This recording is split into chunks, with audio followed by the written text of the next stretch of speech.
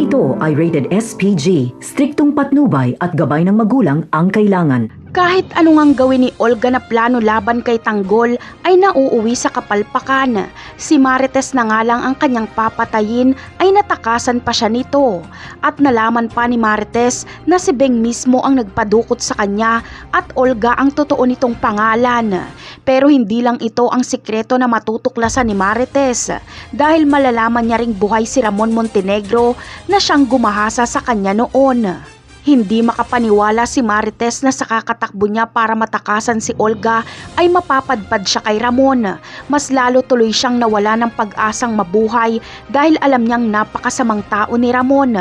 Agad siyang tinutukan ni Ramon ng baril.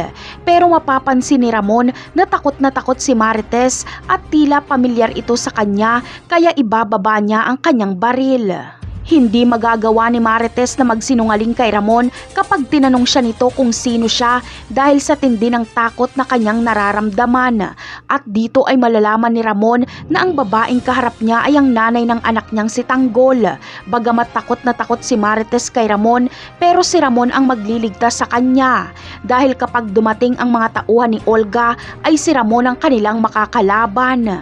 Samantala, hindi pwedeng basta-basta na lang pakawalan ni Ramon si Marites dahil namukaan siya nito.